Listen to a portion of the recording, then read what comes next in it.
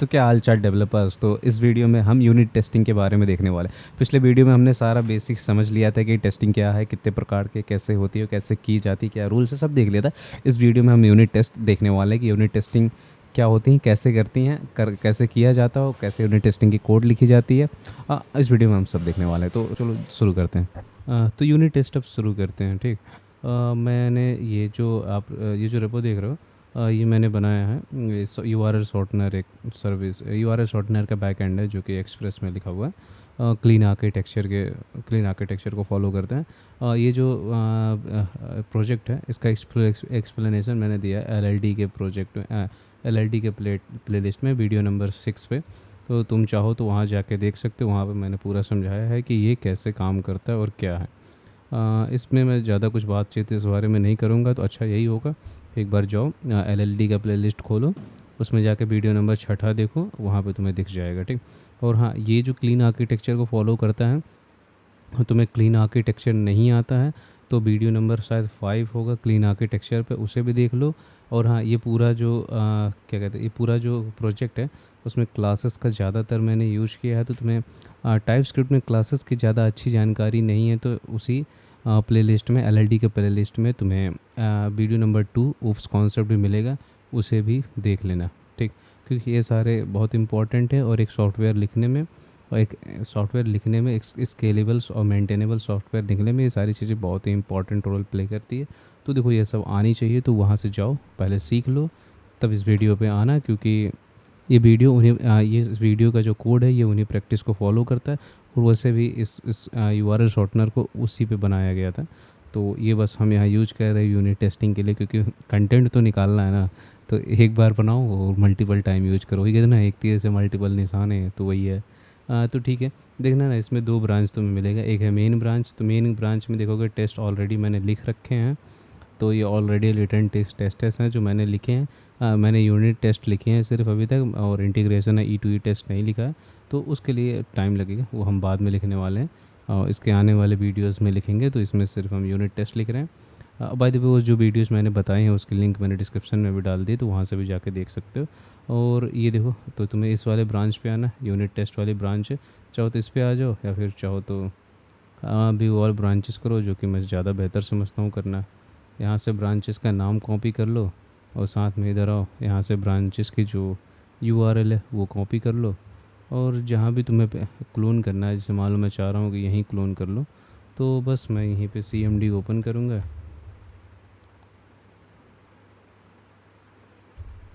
लिखो git clone hyphen hyphen branch. ठीक, हमें ब्रांच बतानी होगी कौन सी ब्रांच हम क्लोन करनी है। तो हमें ये वाली ब्रांच करनी है और हमें फिर यूआरएल पास करना होगा यहाँ पे, और इसे हमें क्लोन करना है। ओके, तो ये क्लोन हो चुका है। अब हम एलएस करके देखते हैं। अच्छा, यहाँ पे एलएस काम नहीं करता। ठीक है, शायद से क्लोन हो गया। हाँ, ये सॉर्टी आ चुका है, ये हमारा क्लोन हो चुका है। तो अब हम इसे VS कोड में ओपन कर लेते हैं। ठीक है। अब बाई चांस अगर तुम यूनिट टेस्ट के बारे में नहीं जानते हो कि यूनिट टेस्ट क्या है, तो ये जो टेस्टिंग प्लेलिस्ट है इसका पहला वीडियो जाके देखो, उसमें मैंने सब कुछ डिटेल में बात की है कि हम इस वीडियो में क्या क्या कवर करने वाले हैं। और बाकी हम यूनिट टेस्टिंग के लिए जो फ्रेमवर्क यूज़ करने वाले हैं वो वीटेस्ट है। वैसे ये इकलौता फ्रेमवर्क नहीं है, इसके अलावा भी और भी फ्रेमवर्क आते हैं, जैसे कि जेस्ट है। जेस्ट भी है जो तुम यूनिट टेस्टिंग के लिए यूज कर सकते हो। ये काफ़ी पॉपुलर है, जो जावा स्क्रिप्ट की टेस्टिंग के लिए बनाया गया है। तो ये भी काफ़ी पॉपुलर है, अभी तक भी ज़्यादातर इंडस्ट्री में यही यूज़ होता है, पर हम ये सब यूज़ नहीं करेंगे, हम वी टेस्ट यूज़ करेंगे। वैसे एक बात और, तुम चाहो तो ये सब बिना फ्रेमवर्क यूज किए भी यूनिट टेस्टिंग कर सकते हो, क्योंकि Node.js जो है उसके खुद का भी टेस्ट रनर आता है। शायद यहाँ पे सर्च करोगे तो मिल जाएगा, इनका अपना खुद का भी टेस्ट रनर आता है। तो मेरे ख्याल से यही है क्या, चलो जाने दो, जो भी हो, पर मुझे पता है कि इसका अपना खुद का टेस्ट रनर आता है। तो तुम अगर कोई वैसा फ्रेमवर्क यूज नहीं करना चाहते हो तो तुम ये यूज कर सकते हो, इनका खुद का नोड का। देखो, फ़िलासफ़ी सेम रहती है, काम करने का तरीका भी सेम रहता है, और लगभग वही सेम API सारे टेस्ट फ्रेमवर्क की हैं। तो उससे फ़र्क नहीं पड़ता कि तुम कोई भी यूज़ करो, थोड़ा बहुत कॉन्सेप्ट का अंतर होता है बस। और हाँ, अगर तुम बन यूज कर रहे हो, जैसे bun.sh, तो बन के पास भी खुद का अपना टेस्ट रनर है, यहीं पे उन्होंने लिख रखा है, ज़्यादा दूर इसके लिए जाने की ज़रूरत नहीं पड़ेगी। ये देखो यहाँ पे,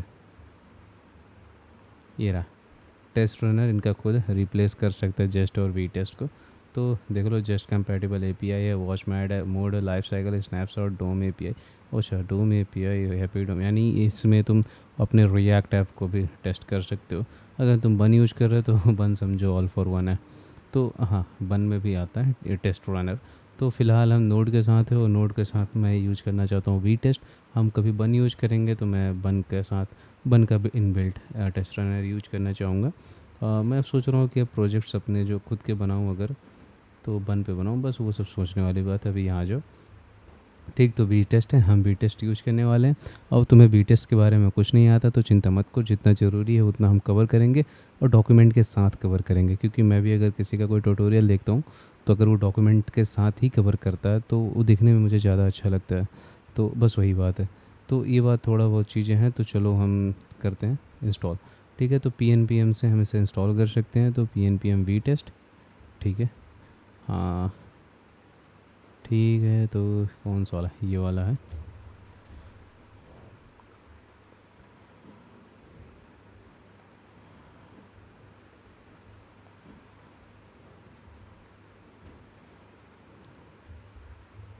ठीक है, तो ये हमारे सिस्टम में वी टेस्ट को इंस्टॉल कर देगा।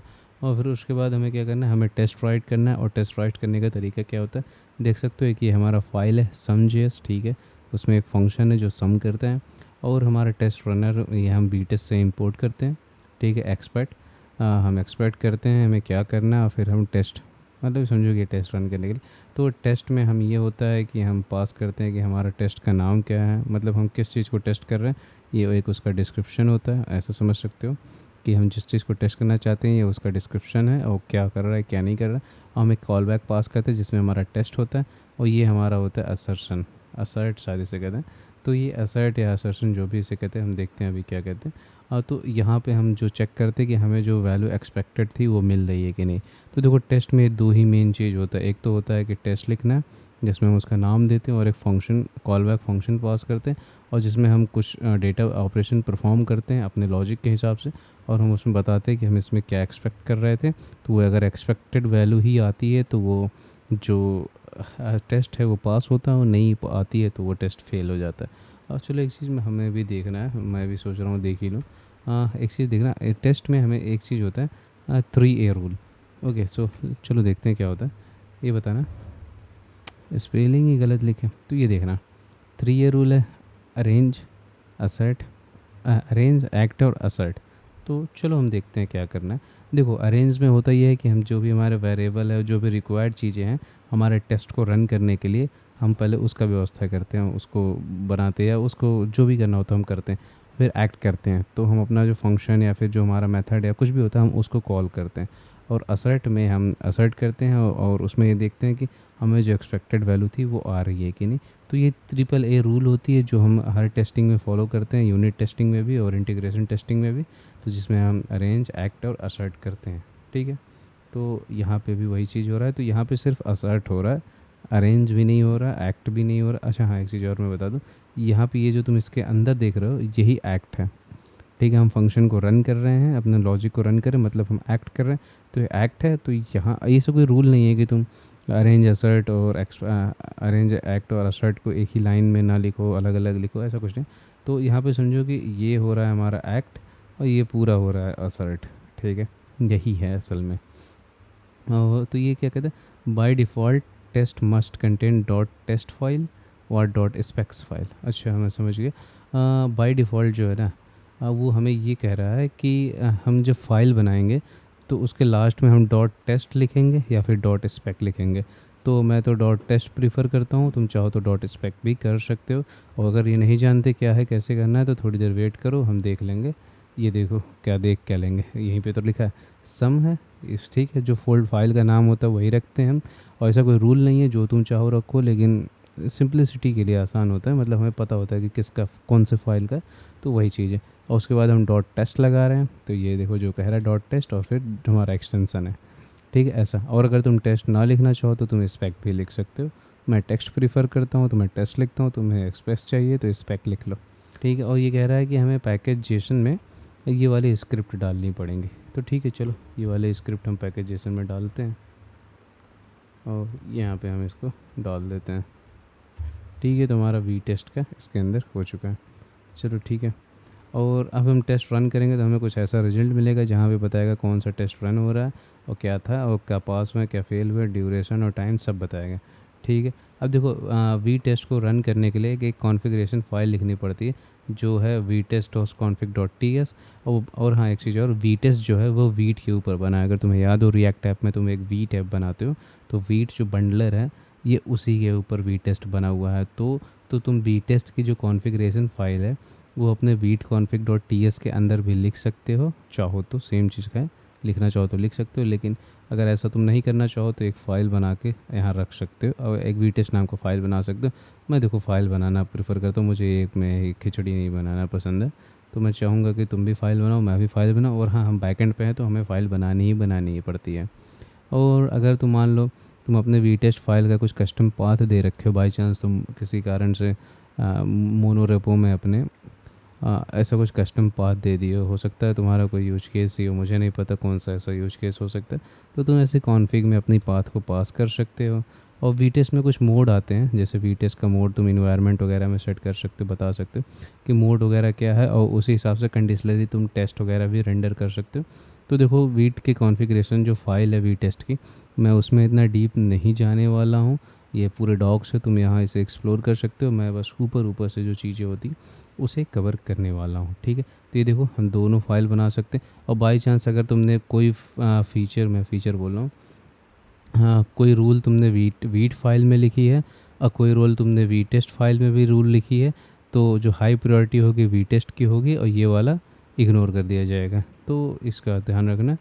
और फिर देखो यहाँ पे प्रोजेक्ट सपोर्ट, ये तुम्हारा वीट कुछ कॉन्फ़िग है, यहाँ पे तुम बता सकते हो प्रोजेक्ट वगैरह तुम्हारा कहाँ है, बाई चांस मोनोरेपो में है और तुम कुछ अलग तरीके से ई टू ई कॉन्फ़िग, मतलब तुम्हारा फ़ाइल नेम कुछ अलग है, तुम डॉट टेस्ट के बजाय कुछ और यूज करना चाहते हो। अगर ऐसा कुछ करना चाहते हो तो तुम्हें डिफ़ाइन करना पड़ेगा कि हाँ हमारे पास इस नाम के भी फाइल्स हैं, तो तुम ये बता सकते हो यहाँ पे। ठीक है, और ये कुछ अलग चीज़ें हैं, इस बारे में हम ज़्यादा बात नहीं कर रहे हैं। और हाँ, यहाँ पे हम एक कवरेज भी बनाते हैं, मतलब एक कवरेज जहाँ पे हम पूरी रिपोर्ट जनरेट करते हैं कि हमारे जो कोड है उसका कितना पार्ट टेस्ट में कवर हुआ, कितने स्टेटमेंट्स थे और कितनी लाइन चली हैं, वो कवर करते हैं। ठीक है, तो हम ये भी यूज करने वाले हैं, तो हम इसे भी ऐड करेंगे अपने कोड में। ठीक है, मतलब यही जेसन स्क्रिप्ट में। ठीक है, हमने इसे भी ऐड कर लिया। ठीक है, हम कवरेज चेक करेंगे, मतलब समझो ना एक रिपोर्ट होता है तुम्हारे पूरे टेस्ट का, ताकि तुम्हें पता चल जाए कि क्या क्या हुआ क्या क्या नहीं। बहुत सारी चीज़ें हैं इसमें, इस जगह पे तुम खुद भी पढ़ सकते हो। मैं तुम्हें इसका बस रेफरेंस से दे सकता हूँ। और ये तुम देख सकते हो कि वीट में क्या क्या फ़ीचर्स है, मतलब वीट बोल रहा हूँ, वी टेस्ट में क्या क्या फ़ीचर है, तुम क्या क्या यहाँ से कर सकते हो। ठीक है, यहाँ पे कॉन्फ़िग रेफरेंस है। हाँ, तो यहाँ पे जो कॉन्फ़िग फ़ाइल है उसका कुछ रेफरेंस दिया है कि उसमें क्या क्या चीज़ें हैं और तुम क्या क्या यहाँ पे डाल सकते हो, क्या क्या सेटअप कर सकते हो। इतनी सारी चीज़ों की ज़रूरत नहीं पड़ती है, मोस्ट ऑफ़ द टाइम हमारा काम हो जाता है। अगर तुम चाहो तो इसे मैं वी टेस्ट फाइल को इग्नोर भी शायद से कर सकते हो, पर मैंने अभी कैसे ट्राई नहीं किया, लेकिन शायद से हम वी टेस्ट फाइल को भी इग्नोर कर सकते हैं, ना लिखे तो भी ये चलता है। मुझे क्लियर नहीं है लेकिन शायद चलता है। अब हम देखते हैं टेस्ट एपीआई। तुमने देखा होगा हमने टेस्ट लिखा था जिसमें डिस्क्रिप्शन डाला था और एक कॉल बैक डाला था। तो ये टेस्ट एपीआई का पूरा डिटेल है। ठीक है, ये देख सकते हो टेस्ट एपीआई का पूरा डिटेल कवर किया है कि उसमें क्या क्या फ़ीचर है। तो ये देख लो, एक स्टैंडर्ड वगैरह है। आ, इसकी बात नहीं करते हैं, मुझे भी इसके बारे में नहीं मालूम, मैं इसको पहली बार देख रहा हूँ। Use extend the text extend, इसे छोड़ जाने दो, हम इससे हटा देते हैं क्योंकि मैं खुद पहली बार देख रहा हूँ, मैं नहीं चाहता कि अभी इसको दोबारा पढ़ने जाऊँ। तो अब देखो यहाँ पे टेस्ट का एक एलियास भी होता है, इट। ठीक है, तो अगर तुम चाहो तो डायरेक्ट ऐसे टेस्ट यूज करो इंपोर्ट करके, या फिर इसके जगह चाहो तो एक इट हो एलियास है इसका, वो यूज करो और टेस्ट लिखने के लिए। तो मैं इट प्रेफर करता हूँ लिखना, तो मैं इट ही लिखता हूँ। ठीक है, यहाँ पे स्किप है और इसमें एक ये स्किप तुम डॉट लगा के स्किप अगर करते हो तो ये टेस्ट, जब भी तुम टेस्ट को रन करोगे तो ये टेस्ट तुम्हारा स्किप हो जाएगा। तो बेसिकली यही काम करता है। और हाँ, अब तुम कोई कंडीशन लगाना चाहते हो अपने स्किप पे, तो ये तुम कंडीशन लगा सकते हो। स्किप एक यहाँ पे चेक करा है, अगर इन्वायरमेंट डेवलपमेंट है तभी इसको रन करो, प्रोडक्शन है तो मत करो। ठीक है, तो ऐसा कुछ भी तुम्हें चाहिए कंडीशन तो लगा सकते हो। और सेम चीज़ रन इफ़ में भी है, अगर कोई कंडीशन है तो ही रन करो, नहीं तो मत करो। रन ओनली में है, अगर तुम ये लगाते हो तो सिर्फ यही रन होगा।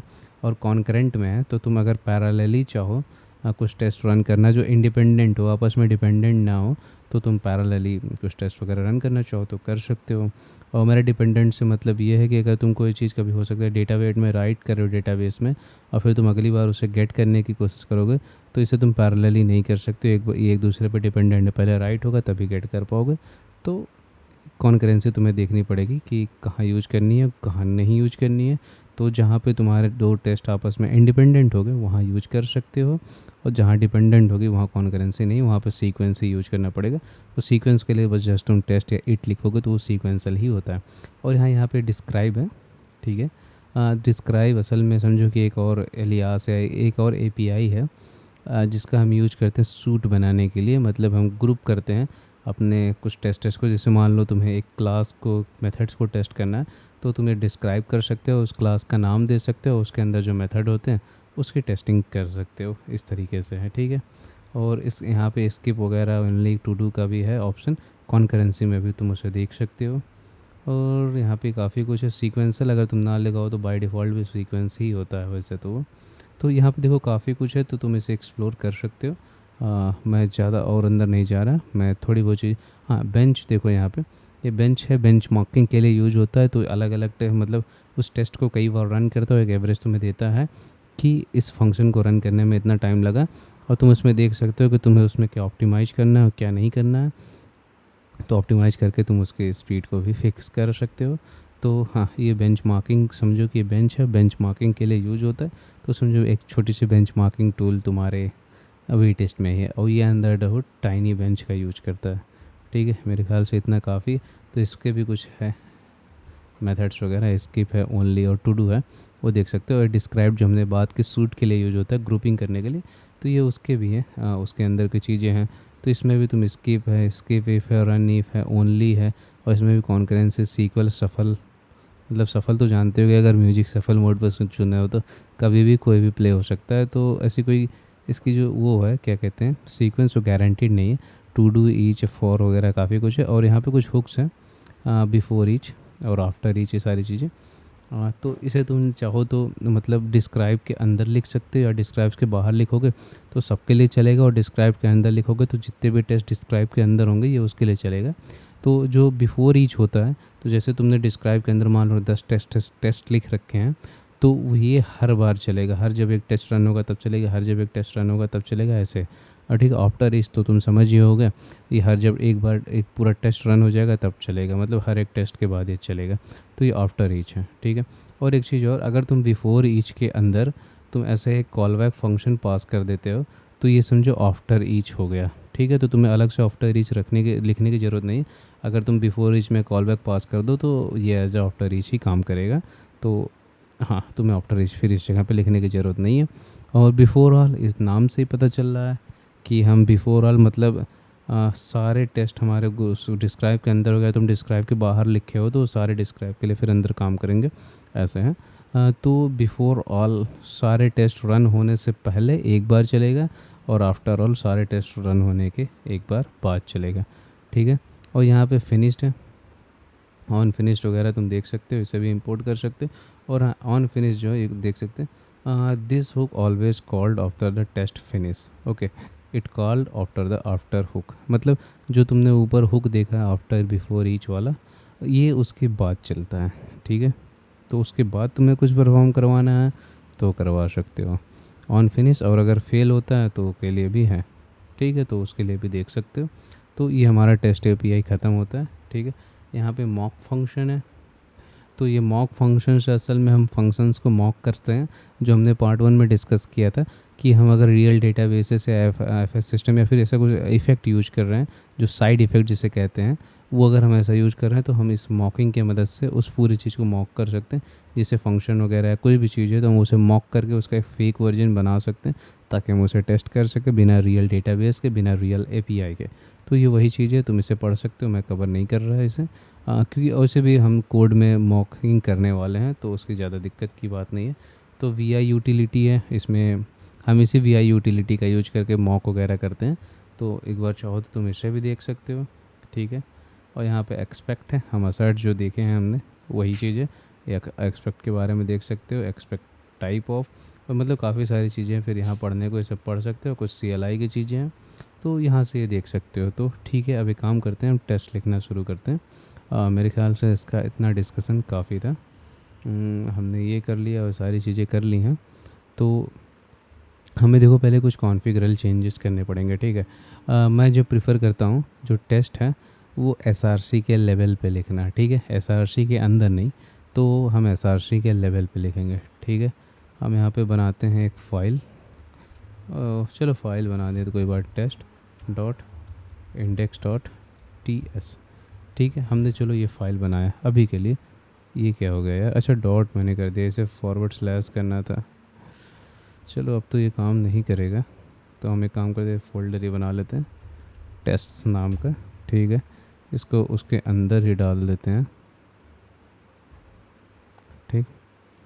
हमने इसको अंदर डाल दिया। मैं एक बार इसको रीनेम करके तुम्हें कुछ दिखाना चाहता हूँ, तो पहले दिखा दूँ फिर हम बात करते हैं इस बारे में, ठीक है। अब जैसे ही हमने इसको रीनेम किया, अब तुम देखोगे हमारे यहाँ TS कॉन्फ़िग फाइल एरर दे रहा है, ठीक है। ये एरर तो दे रहा है।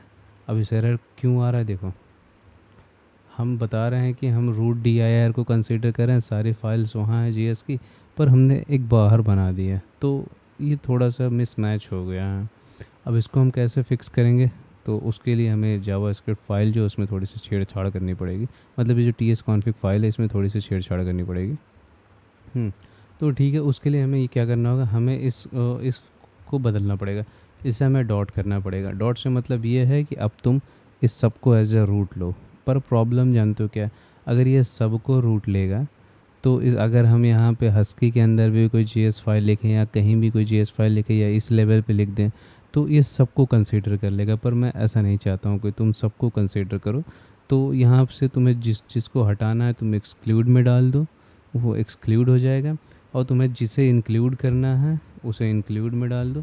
तो मैं प्रिफ़र करता हूँ हमेशा कि यहाँ पे इंक्लूड लगाऊँ, ठीक है। तो यहाँ पे मैं हाँ इंक्लूड लगाता हूँ और मैं इसे बताता हूँ कि मुझे कहाँ कहाँ चाहिए, ठीक है। तो dot forward slash SRC forward slash, इसके अंदर हमारे कोई भी नाम किसी भी फ़ोल्डर के अंदर जाओ, वहाँ पे नाम है और उस नाम का में हमें TS एक्सटेंसन है, उसे तुम उठा लो, ठीक है। और फिर हमारा एक टेस्ट नाम बनाया हमने, टेस्ट इसे नाम दिया। उधर जाओ, वहाँ भी सेम चीज़ है, हमारे पास फ़ोल्डर्स है उसके अंदर फाइल्स हैं और वो TS फाइल होने हैं, तुम्हें उसको देखना है तो ये उसे देखेगा। और एक चीज़ और, ये जो एलियास हमने बनाया था ये SRC के लिए काम करेगा। पर ऐसा तो है नहीं कि हम टेस्ट से के अंदर इंपोर्ट्स वगैरह यूज़ नहीं करेंगे, उसके अंदर भी करने वाले हैं। तो उसके लिए हमें क्या करना होगा, उसके लिए हम एक अलग से एलियास बनाएंगे जिससे मैं यही रखने वाला हूँ जो सजेशन दे रहा है, जो कि एकदम परफेक्ट है, ठीक है। तो ये रहा हमारा सेटअप। पर अभी एक प्रॉब्लम है। वो प्रॉब्लम क्या है, जैसे मान लो हमने index.ts में एक फ़ाइल बनाई है, ठीक है, ये वाली। तो इसमें एक प्रॉब्लम ये है कि अब जब हम बिल्ड रन करेंगे इसका, ठीक, pnpm बिल्ड, ठीक है, हमारा बिल्ड तो बन गया, लेकिन अब तुम जब बिल्ड ओपन करोगे तो इसके अंदर तुम्हें SRC भी मिल रहा है और SRC के अंदर फिर एप्लीकेशन है और हमारी जो टेस्ट थी वो भी आ गई है। पर हम ऐसा तो नहीं चाहते ना, क्योंकि सर्वर पे देखो स्टोरेज लिमिटेड ही होती है, वहाँ लिमिटेड नहीं रख सकते। वहाँ 1-2 MB भी बहुत बड़ी साइज़ होती है सर्वर पे। तो अब वहाँ पे ये सारी चीज़ें रखोगे तो फिर ये अच्छी बात नहीं है ना। तो अब इसका क्या सोल्यूशन है यार, ये भी तो बिल्ड में आ गया। तो देखो इसको फिक्स करना कोई बड़ी बात नहीं, हमें एक और टाइपस्क्रिप्ट फाइल बनानी पड़ेगी। तो चलो बना लेते हैं, TS config डॉट बिल्ड, उसका हम नाम देंगे dot TS। By the way ये जो नाम है ये मैंडेटरी नहीं है, तुम चाहो तो तुम कुछ भी दे सकते हो। अच्छा ये जेसन होता है, TS नहीं होता, जेसन, ठीक है। तो इसका नाम मैंने बिल्ड रखा है। मैं क्यों बिल्ड लिखा हूँ, क्योंकि मैं इसे बिल्ड टाइम पे यूज करूँगा। अगर तुम चाहते हो कुछ और रखना तो बिल्कुल रख सकते हो, ऐसा कुछ मैंडेटरी नहीं है यहाँ पे। तो इसमें मैं ये पेस्ट कर रहा हूँ, ठीक है। मैं जानता हूँ मैंने कॉपी पेस्ट कर दिया, जो कि गलत काम है, लेकिन करना था। इसमें देखो कुछ नहीं, हम एक्सटेंड कर रहे हैं हमारा जो ये वाला TS कॉन्फ़िग का फ़ाइल है, इसकी जितनी भी कॉन्फ़िगरेशन है उसे एक्सटेंड कर रहे हैं। अब कुछ को हम ओवरराइट कर रहे हैं। तो हम ओवरराइट किसे कर रहे हैं, इसमें हम बता रहे हैं हमारा जो कंपाइलर ऑप्शन है उसे हम बता रहे हैं कि रूट dir हमारा SRC को तुम ले लो, ठीक है। और बाकी इंक्लूड कर लो एसआरसी के अंदर जो भी कुछ है, और फिर ये सारी चीज़ें एक्सक्लूड कर दो। नोड मॉड्यूल टेस्ट, यहाँ तुम हस्की वगैरह भी डाल दोगे तो बहुत अच्छी बात है, डाल दो मन करे तो। और फिर हम बता रहे हैं कि हम ये सारे हमारा टेस्ट फाइल है, इसके स्पेक्स वगैरह ये सब तुम अगर बाई चांस, इसलिए हम ऐसा करते हैं कि अगर हम कहीं और भी रखे हों तो ये वो सब भी स्किप कर दें। तो ये वैसे भी स्किप कर दिया है, पर प्रॉब्लम ये है कि अभी भी तुम बिल्ड करोगे तो टाइपस्क्रिप्ट इसी फाइल को रिकॉग्नाइज़ करेगा, तुम्हारे इस फाइल को रिकॉग्नाइज़ नहीं करने वाला है। तो इसके लिए क्या करें? तो देखो उसके लिए हमें क्या करना होगा, जब हम बिल्ड करते टाइम पे हम कंपाइल इंटरप्रेटर शायद इसे कहते हैं, नहीं ट्रांसपाइलर जो भी कहते हो यार उसे, उसको ये बताते हैं कि तुम इसको बिल्ड करने के लिए कौन सी कॉन्फ़िगरेशन फ़ाइल यूज करो। तो हम कैसे बताएंगे? तो हम बिल्ड करने के लिए ये हमारा स्क्रिप्ट है, हम TSC का यूज करके बिल्ड करते हैं। तो यहाँ पे लिखो -p, और ठीक है, और जो तुम्हारा वो कॉन्फ़िगरेशन फ़ाइल का नाम है वो ये, तुम्हारे कॉन्फ़िगरेशन फ़ाइल का नाम है tsbuild.json। तो अब जब तुम बिल्ड करोगे तो वो इस फाइल का ना यूज करके इस फाइल का यूज करेगा। तो चलो हम इसे डिलीट करते हैं और देखते हैं क्या होता है। ठीक है, तो वो डिलीटेड है। अब हम वापस से हम इसे रीबिल्ड करते हैं।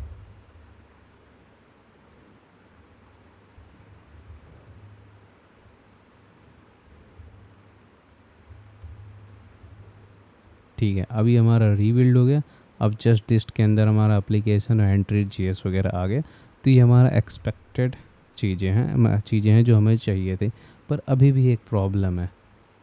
यहाँ तो वो प्रॉब्लम नहीं दिख रहा है, मैं देखता हूँ कहाँ पे दिखता है। इसके अंदर तो नहीं दिखेगा शायद, कॉन्फ़िग के अंदर यहाँ भी नहीं है वो प्रॉब्लम, इंफ्रास्ट्रक्चर के अंदर होना चाहिए। हाँ, ये देख सकते हो तुम, यहाँ पे इंपोर्ट एलियास यूज हो रहे हैं। ठीक है, पर इंपोर्ट एलियास जो है वो टाइपस्क्रिप्ट को मालूम है क्या है, पर जावास्क्रिप्ट को थोड़ी ही मालूम है कि इंपोर्ट एलियास क्या है। और एक तो यहाँ पे एसआरसी फोल्डर एग्जिस्ट भी तो नहीं करता है। अब ये किसे रिफ़र करेगा? ठीक है, और वैसे भी टाइपस्क्रिप्ट में जावास्क्रिप्ट में ये चीज़ें काम नहीं करती हैं। तो अभी अगर मैं यहाँ एक स्टार्ट कमांड लिखूँ जो कि हमारा जावास्क्रिप्ट को रन करने के लिए होता है, तो ये रहा हमारा। ठीक है, और इसे हम लिखते हैं स्टार्ट। और जब ये कंपाइल होने के बाद जावास्क्रिप्ट बनता है तो हमें वॉच करने की ज़रूरत नहीं होती है, हम डायरेक्ट इसे नोड से रन करते हैं। और ये इस बार हम डिस्ट फोल्डर के अंदर जो है उसे रन करेंगे, और अब ये TS फाइल नहीं है, ये JS फाइल है। ठीक है, तो ये रहा हमारे चेंजेस। और अभी हम हिट करते हैं PNPM स्टार्ट। तो अब देखो क्या प्रॉब्लम आती है। ये देखो, ये एरर थ्रो कर रहा है। क्यों? अभी @प्रेजेंटेशन इम्पोर्टेड, मतलब इसे पता ही नहीं है कि @प्रेजेंटेशन क्या है। तो अब इसका क्या सोल्यूशन है? हमें इसे रिज़ॉल्व, इस बात को हमें रिज़ॉल्व करना होगा। ठीक है, तो अब रिज़ॉल्व करने का मतलब ये है कि अब चले हम मैनुअली इसको जहाँ जहाँ एलियास है उसको फिक्स करके जो करेक्ट पाथ है वो लिखें। काइंड ऑफ कर सकते हो ऐसा, पर ऐसा करेंगे नहीं हम लोग। ठीक है, हम लोग एक लाइब्रेरी आती है वो यूज करने वाले हैं। तो उस लाइब्रेरी का नाम है TSC एलियास। तो तुम NPM पे भी जाके देख सकते हो उसे। तो हम NPM पे नहीं जा रहे हैं, हम डायरेक्ट ऐड कर रहे हैं। ये है TSC और ALIAS एलियास। हम इसका यूज करेंगे तो ये समझो कि जो काम हमें मैनुअली करना था ये ऑटोमेटिक खुद कर देगा। ठीक है, और तो इसे हम यहाँ पे ऐड कर सकते हैं। तो अभी नहीं ऐड करेंगे, जब ये पूरा इंस्टॉल हो जाएगा तभी ऐड करेंगे। तो अभी ऐड करोगे कोई फ़ायदा नहीं, वो उसे ओवरराइट करता है। ठीक है, तो हमें कब लगाना है? बिल्ड टाइम पे लगाना है। ठीक है, तो एंड और ये हमने लगा दिया। और हम इसे काम करते हैं, इसका बिल्ड वापस से रन करते हैं। ठीक, अरे नहीं यार, स्टार्ट नहीं करना है, बिल्ड करो। ठीक है, ठीक है, तो हमारा बिल्ड बन चुका। अब तुम यहाँ कॉन्फ़िग फाइल में आओगे तो देखो हमारे पाथ जो थे वो अब रिजॉल्व हो चुके हैं। तो अब @ नहीं है यहाँ पे। तो अब एक काम कर सकते हैं, हम इसे डेप करा सकते हैं। PNPM डेप नहीं, स्टार्ट है हमारा JS फाइल को रन करने के लिए। तो स्टार्ट है, तो अब हमारा जो जावा स्क्रिप्ट सर्वर है वो स्टार्ट हो जाएगा।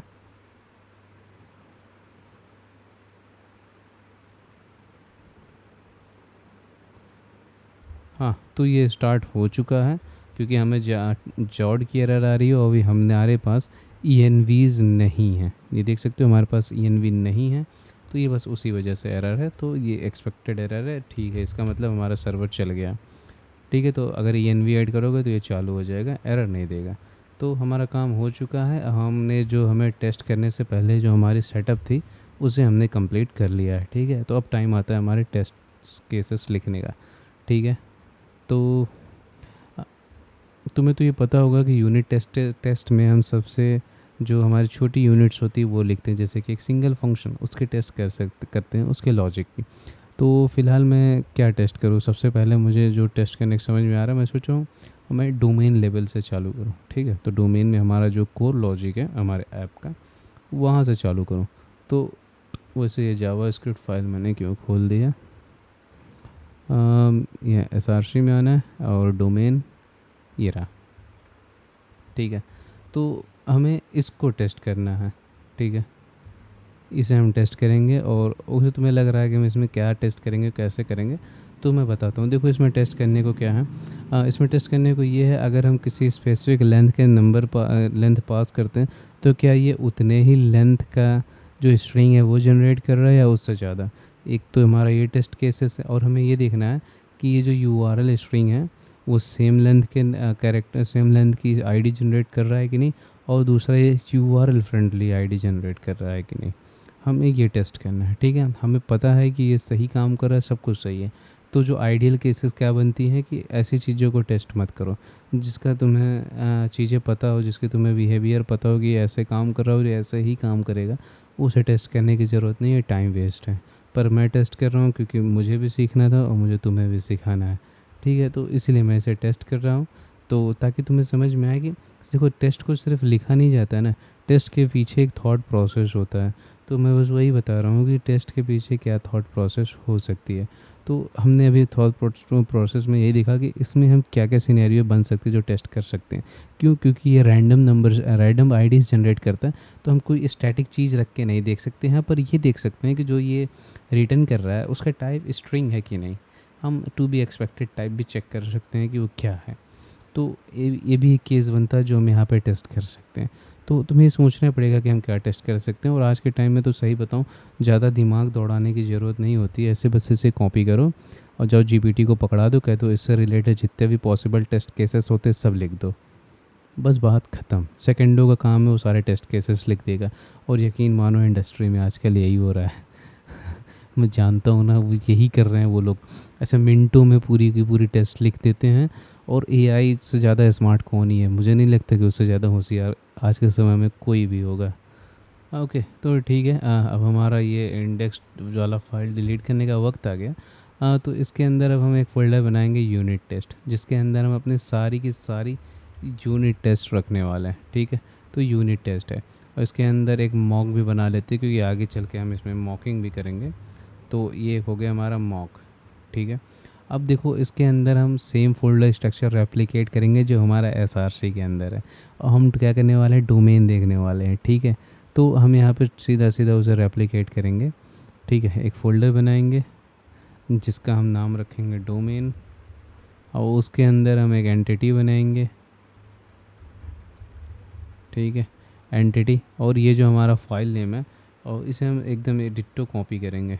ठीक है, F2 इसे हम कॉपी करते हैं और हम अपने एंटिटी के अंदर इसे डालते हैं, न्यू फाइल। ठीक है, .ts क्योंकि ये टाइपस्क्रिप्ट में होने वाला है। और हाँ, इसे तुम चाहो तो एंटिटी रख सकते हो, एंटिटी डॉट फिर इसे टेस्ट कर सकते हो, पर मुझे नहीं करना, मैं डायरेक्ट इसे टेस्ट बनाऊँगा। ये हमारी टेस्ट फाइल है और मैं चाहता हूँ कि ऐसे ही रहे। सो TEST टेस्ट, तो तुम इसे टेस्ट भी लिख सकते हो, और तुम SPEC करना चाहो तो वो भी कर सकते हो, पर मैं टेस्ट करूँगा। तुम्हें एक्सपेक्ट करना है तुम एक्सपेक्ट कर सकते हो। ठीक है, तो यहाँ पे हम आ चुके हैं। अब हमें क्या करना है, तो हमसे अभी एक चीज़ की मिसिंग हुई है, वो क्या मिस हुई है, हमने यहाँ पे वीटेस्ट की कॉन्फ़िगरेशन फ़ाइल नहीं बनाई है। तो चलो हम वीटेस्ट की कॉन्फ़िगरेशन पहले फ़ाइल बना लेते हैं। तो हमारा क्या नाम था वीटेस्ट कॉन्फ़िगरेशन फ़ाइल का, चलो देखते हैं। तो ये वाली फ़ाइल है, तो हम इस फाइल को क्रिएट करने वाले हैं। ठीक है, डबल क्लिक किया इधर, ये हमें मिल गई, हमने इसे क्लिक किया और ये हमारे वीटेस्ट की फ़ाइल बनी है। मैंने जो कॉन्फ़िगरेशन लिखी थी उसे कॉपी कर रखी है, तो मैं उसे यहाँ पेस्ट कर दूँ पहले काम। तो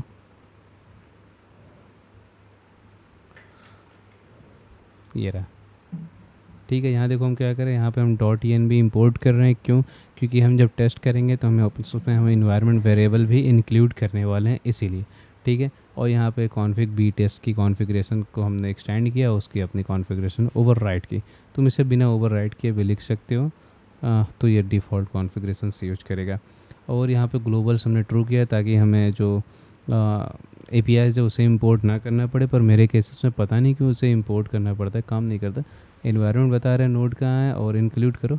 हम टेस्ट जो है अपनी टेस्ट फोल्डर के अंदर रख रहे हैं जिसका एंड है test.ts। Okay, watch mode false, हम वॉच भी कर सकते हो, तो तुम जैसे जैसे लिखते जाओगे वैसे वैसे टेस्ट और रन होता जाएगा, मतलब हॉट रीलोड जैसा समझो, वैसा ही है। और एक ये तुम देख सकते हो हमने एक प्लगइन यूज कर रखा है, VTS-config प्लगइन। अब ये क्यों यूज कर रखा है, क्योंकि बाय डिफ़ॉल्ट जो VTS का कॉन्फ़िगरेशन है वो हमारे टाइपस्क्रिप्ट फाइल जो TS-config JSON है उसे वो रीड नहीं करता है। तो इसे हमें रीड करवाना होगा, क्यों? क्योंकि हमारी जो इंपोर्ट एलियास और पाथ एलियास वगैरह हैं वो सारी हमारी जो राइट होती है वो VTest में ही होती है। तो उसको अंडरस्टैंड करने के लिए हमें इस प्लगइन को डालना पड़ेगा यहाँ पे, ताकि ये हमारे जो टाइपस्क्रिप्ट की कॉन्फ़िगरेशन है पाथ एलियास को उसे रीड कर सके और उसे अंडरस्टैंड कर सके। अभी हमसे एक मिस्टेक हुई है, शायद नहीं हुई है, तो हाँ कोई मिस्टेक नहीं हुई है, मुझे लगा हुई है। तो हम इसे काम करते हैं, हम इसे भी इंस्टॉल करते हैं। ठीक है, ये भी एक डेप डिपेंडेंसी है तो हम इसे इंस्टॉल करेंगे एज ए डेप डिपेंडेंसी ही। तो pnpm -d ऐड हमारा जो भी है, ठीक है ये। और एक चीज़ तुम सोच रहे होगे कि हम .env यहाँ क्यों लिख रहे हैं, हम .env यहाँ कोई इंडेक्स वगैरह फ़ाइल बना के नहीं क्यों नहीं लिख रहे हैं। तो देखो जब बात आती है टेस्ट को रन करने के लिए ना, तो टेस्ट का एंट्री पॉइंट हमारा उसका कॉन्फ़िगरेशन फ़ाइल ही होता है, ठीक है।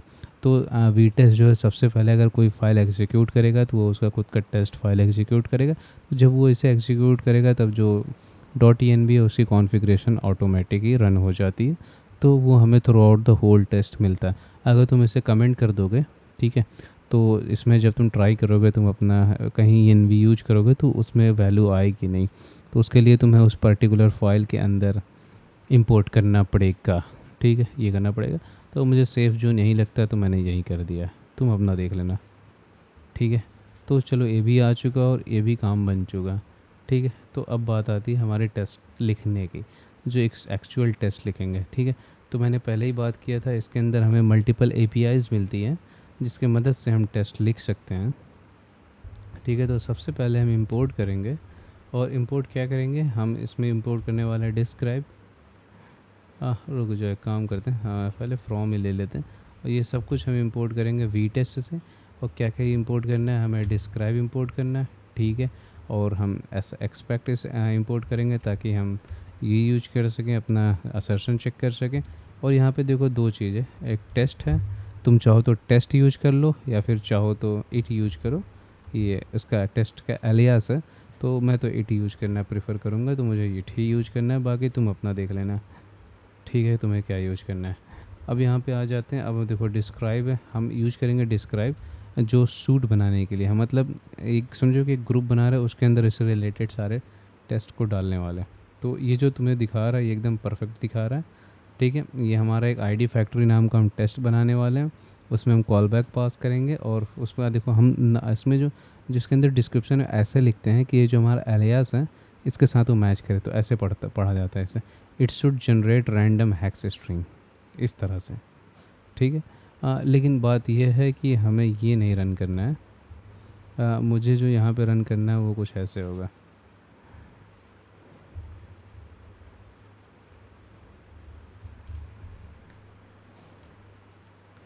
It should generate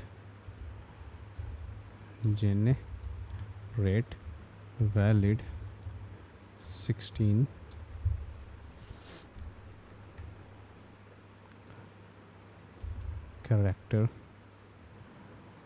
character hacks, okay, ठीक है। तो ये हमें ये चेक करना है, ना कि वो जो इसने दिया था। तो हमने यहाँ पे क्या किया है, हम इस पे ये करेंगे, तो हम यहाँ पे एक लेंथ पास करेंगे 16, ठीक है, हमने इस पे ये पास किया, ठीक है। और फिर हम क्या चेक करने वाले हैं, अब हम इसमें चेक करेंगे कि क्या ये 16 कैरेक्टर लॉन्ग है कि नहीं। तो यहाँ पे हैव टू लेंथ हमने क्या किया, 32 था जो AI जनरेटेड था, इसे हम 16 करेंगे ताकि हमारा 16 से मैच हो। और एक चीज़ हमें और चेक करना है कि ये, और एक चीज़ हमें इसमें और चेक करना है कि क्या ये वैलिड हेक्सा स्ट्रिंग है कि नहीं। तो उसको चेक करने का सबसे अच्छा तरीका क्या होता है, रेजेक्स होता है, ठीक है। तो हम अब यहाँ पे एक और लिखेंगे एक्सपेक्ट, ठीक है। टू मैच हम ये नहीं देखने वाले, हम सिर्फ चेक करेंगे कि ये करेक्ट हेक्स के फॉर्म में है कि नहीं। तो ये है हेक्स का रेजेक्स जो इसे वैलिडेट करेगा कि करेक्ट हेक्स के फॉर्म में है कि नहीं। और मैं तुम्हें एक बात बता दूं, मुझे रेजेक्स नहीं आता है, मैं जीपीडी से इस चीज़ को जनरेट करवाया हूँ, ठीक है। मैं हमेशा ट्रांसपेरेंट रहना पसंद करता हूँ, ठीक है। तो ये जो था एक्ट था, यहाँ पे हमने अरेंज नहीं किया ज़्यादा कुछ, तो इसे ही समझो कि यही हमारा अरेंज है, यही हमारा एक्ट है, और हमने इसे असर्ट कर दिया, ठीक है। तो यहाँ पे ट्रिपल ए ही फॉलो हो रहा है लेकिन डबल ए के फॉर्म में। अब ठीक है, तो हमारा एक तो हो गया हेक्सा के लिए, और एक हम करने वाले हैं जो उसमें हम चेक करेंगे अपने यूआरएल जो स्ट्रिंग हमारा वो है। तो हम इसमें चेक करेंगे should is generate valid 16 character URL string, ठीक है। हम ये चेक करने वाले हैं, हम इस बार रैंडम हैक्स नहीं चेक करेंगे, इस बार यूआरएल हैक्स चेक करेंगे। तो हम इसे यहाँ से हटा सकते हैं और ये रैंडम यूआरएल स्ट्रिंग, ठीक है। तो 16 कैरेक्टर ही रहेगा, लेकिन इस बार हमारा रेजेक्स बदल जाएगा। क्यों? क्योंकि रेजेक्स हमें बदलना बहुत ज़रूरी है। वो इसलिए ज़रूरी है क्योंकि देखो हैक्स के लिए स्ट्रिंग अलग होती है टाइप, और यूआरएल फ्रेंडली थोड़ी सी अलग होती है, तो उसके लिए भी हमें एक रेजेक्स यहाँ पे डालना पड़ेगा। ओके, तो ये वाला जो हैक्स है एक यूआरएल स्ट्रिंग वैलिडेट करने के लिए, ठीक है। तो देखो मेरे समझ में यहाँ पे सिर्फ ये ही दो कंडीशन आई जो हम यहाँ पे टेस्ट कर सकते हैं, ठीक है। वैसे भी हम दो चीज़ें टेस्ट कर रहे हैं, एक ही बार में हम ये देख लें कि वो वैलिड लेंथ पास कर रहे हैं, तो वैलिड लेंथ आ रहा है कि नहीं, ठीक है। और हम एक बार में ये भी देख ले रहे हैं कि वो वैलिड टाइप है कि नहीं, ठीक है। तो हम एक ही बार में दो चीज़ें दोनों में चेक कर रहे हैं। तो अब हम रन कर सकते हैं इस टेस्ट को, और रन करके देख सकते हैं कि हमें क्या रिज़ल्ट आता है। तो इसको रन करने के लिए तुम्हें याद होगा हमने पैकेज जेसन में स्क्रिप्ट पहले ही लिख रखी है, तो pnpm टेस्ट हम इसे रन करेंगे तो ये सारे टेस्ट्स को रन कर देगा, ठीक है। ठीक है, तो सारे टेस्ट रन हो चुके हैं और सब पास हो गए। देखो तो यूनिट टेस्टिंग, ये देखो आईडी फैक्ट्री हमने जो सूट बनाया था वो, इस सूट के अंदर हमारा एक टेस्ट था suit generate valid 16 character hacks, जो कि 7 मिली सेकेंड लगा, और एक वैलिड यूआरएल स्ट्रिंग जनरेट करने में 2 मिली सेकेंड लग गया, ठीक है। तो यहाँ पे बता रहा है टेस्ट फाइल कितनी थी, तो हमारे पास टेस्ट फाइल सिर्फ एक ही टेस्ट फाइल थी, और उसके अंदर कितने टेस्ट केसेस लिखे थे, तो हमने 2 टेस्ट केसेस लिखे थे, जो ईट वाला एलियास 2 था। वो टेस्ट केसेस में टोटल ड्यूरेशन बता रहा है कि कितना टाइम लगा इसे, और ये सारी वो चीज़ें हैं, कुछ मेटा डेटा है, कुछ परफॉर्मेंस के रिलेटेड चीज़ें, तो वो सब चीज़ें तुम इधर देख सकते हो, ठीक है। तो हमारा ये जो टेस्ट है वो कंप्लीट होता है।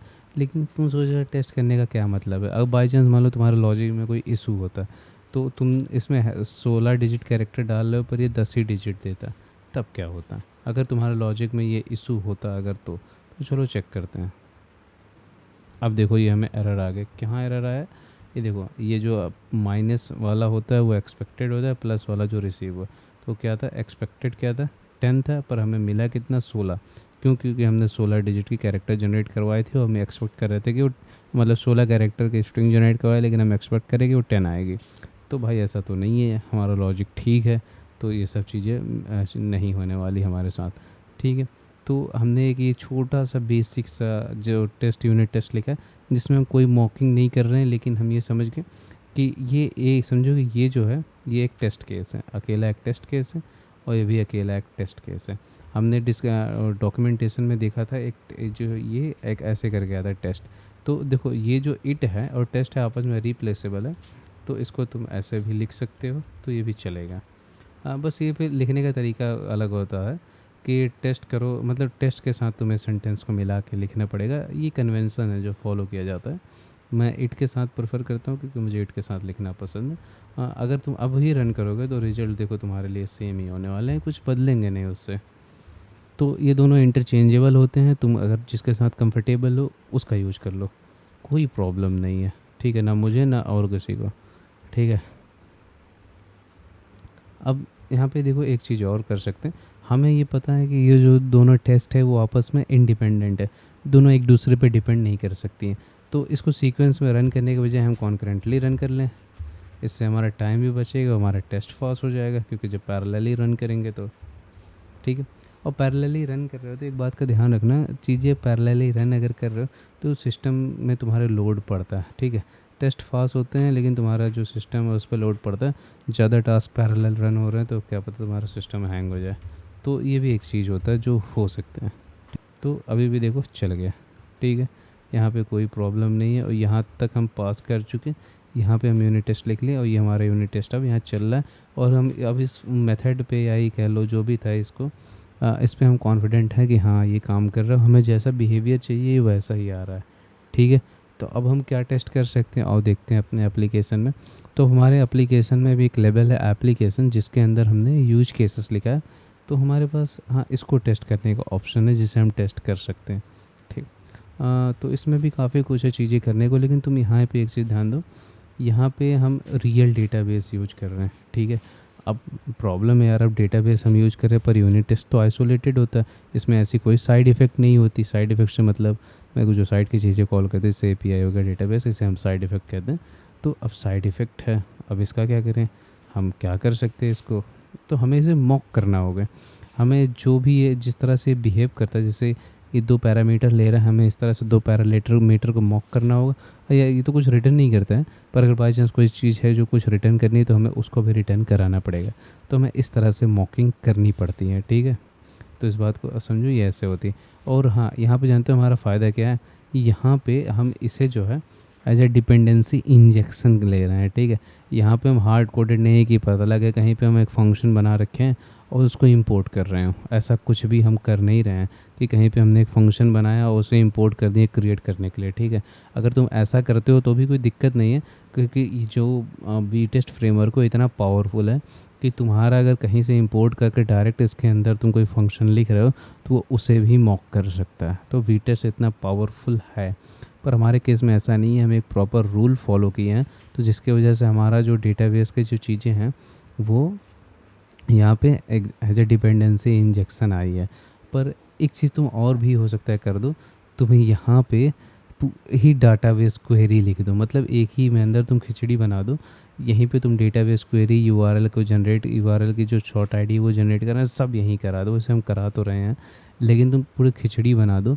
इसका जो URL जनरेट करने का लॉजिक है वो भी यहीं लिख दो, और फिर उसके बाद से तुम डेटाबेस में सेव करने का लॉजिक है वो भी यहीं लिख दो, और फिर ये URL बनाने का लॉजिक है वो भी यहीं लिख दो, रिटर्न भी यहीं कर दो। तो अब सोचो अब तुम मॉक कैसे करोगे भाई, अब तुम जब डेटाबेस का लॉजिक ही यहीं लिख दियो तो उसे मॉक करने का कोई चांस नहीं बनता, तब वो मॉक ही नहीं होगा। अब जब भी तुम डेटाबेस कॉल करोगे तुम्हारा रियल डेटाबेस कॉल होगा। ठीक है, ये बात है। तो दो यहाँ पे सेफ़ रास्ते हैं, या तो इसे इंपोर्ट करके यूज कर लो जो कि रिकमेंडेड बिल्कुल नहीं होता है, और वो अभी तो टेस्ट कर लोगे लेकिन आगे चल के जब तुम्हारी ऐप बड़ी होगी तो टेस्ट करने में तुम्हारी मौत आ जाएगी, मुझे पता है बहुत प्रॉब्लम होती है। और एज ए डिपेंडेंसी इंजेक्शन ले रहे हो तो कोई प्रॉब्लम नहीं है, सब मामला हैप्पी हैप्पी जाएगा। इसीलिए फ़ायदा होता है कोई प्रूवन आर्किटेक्चर का यूज़ करना, तो हम क्लीन आर्किटेक्चर यूज़ कर रहे हैं जो कि सालों से प्रूवन है। ठीक है, अगर तुम कोई अपना खुद का कस्टम यूज़ कर रहे हो, सोच रहे हो बना दिया ये अच्छा है, तो भाई 10-15 साल तुम वेट करो उसको प्रूफ होने का। ठीक है, तो ये सारे प्रूवन आर्किटेक्चर हैं, सालों से चलती आ रही हैं और इस पर सॉफ्टवेयर चल रहे हैं और स्केल भी की जा सकती है। तो ये समझो प्रूवन आर्किटेक्चर पे चल रहा है, क्लीन आर्किटेक्चर पे। तो वो क्लीन आर्किटेक्चर पे ये पहले से ही पता था कि हम डिपेंडेंसी इंजेक्शन एज ए इसे यूज करेंगे तो हमारे लिए बेनिफिशियल है और हमें टेस्ट करना आसान होगा। ठीक है, तो अब होगा क्या कि जो डेटाबेस रेपो है जो भी है इसके अंदर, जो भी इसका एलियास होगा, जो भी इसे इंपोर्ट कर रहा होगा, सब क्लास होगा, हम बस उसको उसका मॉडल, उसका मॉक अलग से बना लेंगे। अब बस उसे एज हम डिपेंडेंसी पास करके हम चेक कर लेंगे, हमें बस इतना ही करना होता है। ठीक, तो हम इन सबको कर सकते हैं। ठीक, तो मैं सोच रहा हूँ हम इसे कोड ना करें, अब तुम अच्छे से समझ चुके हो इसको, तो हम एक काम करते हैं, यहाँ पे हमने जो मॉक बनाया था, ठीक है, मॉक फोल्डर बनाया था, उसमें हम मॉक करेंगे किसे, इंफ्रास्ट्रक्चर में अगर तुम आओगे तो यहाँ पे ड्रिजल है, रेपो है, रेपो के अंदर ड्रिजल इंफ्रा है, तो यहाँ पे हम DB ऑपरेशंस परफॉर्म कर रहे हैं। ठीक है, तो हम इस DB ऑपरेशन का जो ये क्लास है हम इसको मॉक करेंगे। अब वो हम कैसे करते हैं लाओ दिखाते हैं। तो ये रहा हमारा मॉकिंग रेडी है। ठीक है, मैंने कॉपी पेस्ट कर दिया क्योंकि कोई फ़ायदा नहीं है ना पूरा लिख के। अभी देखो हम वीटेस्ट से एक VI यूटिलिटी जो उसे इंपोर्ट कर रहे हैं, हमने डॉक्यूमेंटेशन में भी देखा था, तो VI यूटिलिटी की मदद से हम मॉकिंग परफॉर्म करते हैं। अब यहाँ पे देखो जो डेटाबेस URL रेपो था हमारा, जो इंटरफेस था, हम उसे इंपोर्ट कर रहे हैं, और उसे इंपोर्ट करने के बाद हम उसे इम्प्लीमेंट करके जो सेम था हमारा, तुम्हें याद होगा हमारा जो इंफ्रा है, देखो कि हम सेम नाम से बना रहे हैं, बस एक्स्ट्रा क्या है हमने इसके लास्ट में मॉक जोड़ दिया। ठीक है, ये एक्स्ट्रा है जो हमने किया है। और हम क्या कर रहे हैं इसमें VI क्रिएट, ठीक है, और क्रिएट एक मेथड है, और मेथड ही क्या ही होता है, एक फंक्शन ही तो होता है। तो असल में क्रिएट एक फंक्शन है, तो हम इसमें वही बता रहे हैं, वी आई क्या है, एक फंक्शन है जो प्रॉमिस है और उसे बस रिजॉल्व करता है, रिजॉल्व कर दिया, कुछ भी नहीं, कुछ रिजॉल्व के अंदर कुछ भी नहीं है। इसका मतलब क्रिएट एक वॉइड, देखो ये एक वॉइड है, इसके अंदर कुछ भी रिजॉल्व होता नहीं है, ठीक है। उसे एक मॉक लिखने की, मॉक लिखने के अलग काफ़ी सारे तरीके होते हैं। हम चाहो तो यहाँ पे सिर्फ फंक्शन दे सकते हैं और इसके अंदर कुछ भी ना दें, और जहाँ पे इसे यूज करेंगे वहाँ पे इसको डिफ़ाइन करेंगे कि हाँ ये क्या, इसका रिटर्न हम मैनिपुलेट कर सकते हैं, क्या रिटर्न होगा, इसके क्या पैरामीटर होगा, हम ये चेक करेंगे कि किसके साथ कॉल हुआ, किसके साथ नहीं, वो सारी चीज़ें। तो वही सेम चीज़ डिलीट के साथ है, डिलीट भी रिजॉल्व हो रहा है एक प्रॉमिस, लेकिन ये भी वो रिटर्न नहीं करता है, तो ये वॉइड है, ठीक है। और गेट, गेट का क्या है, गेट से हम देखोगे जब भी कॉल करेंगे तो डेटाबेस के अंदर जितने भी यूआरएल होंगे वो एक फॉर्मेट में रिटर्न होंगे, यूआरएल फॉर्मेट में। खैर वो यूआरएल फॉर्मेट में रिटर्न नहीं होते, तुम देखोगे तो शॉर्ट कोड में रिटर्न हो रहे हैं। मैं तुम्हें इसका डेटाबेस स्कीमा दिखा दूँ ताकि तुम्हें समझने में आसानी हो। लेकिन देखो मैं इसमें ज़्यादा कुछ कवर नहीं किया हूँ इस ऐप के बारे में, तो इस ऐप के बारे में तुम्हें जानना है क्या ऐप है और कैसे काम कर रही है, तो तुम्हें भाई जाके वो वीडियो देखो, वो वीडियो मैंने डिस्क्रिप्शन में भी डाल दी है, तो वहाँ पे भी चेक कर सकते हो, ठीक है। तो यहाँ पे हमारा ये स्कीमा है जहाँ पे आईडी है, ठीक है, हर यूआरएल की, और एक ओरिजिनल यूआरएल क्या था, जो शॉर्ट कोड है उस यूआरएल का वो, और नाम ऑप्शनल है जो कि हम यूज़ भी नहीं कर रहे हैं। तो यहाँ पे से हम यहाँ से यूआरएल रिटर्न नहीं करते हैं, सिर्फ शॉर्ट कोड रिटर्न करते हैं, ठीक है। और इस शॉर्ट कोड को हम यूआरएल बनाते किस में है, जो हमारा इसका यूज केस है वहाँ बनाते हैं, ठीक है। तो यहाँ से सिर्फ हम शॉर्ट कोड रिटर्न कर रहे हैं। तो हमारा जो मॉक फंक्शन है उसमें देखो हम क्या कर रहे हैं, हमारे पास शॉर्ट आईडीज़ नाम है एक वेरिएबल जिसके अंदर 3 स्ट्रिंग पड़े हैं जो कि शॉर्ट आईडी जैसे ही हैं। तो इससे बस हम उसी मॉक आईडीज़ को रिटर्न करते हैं ताकि हमें जो एक्सपेक्टेड बिहेवियर है वो मिले।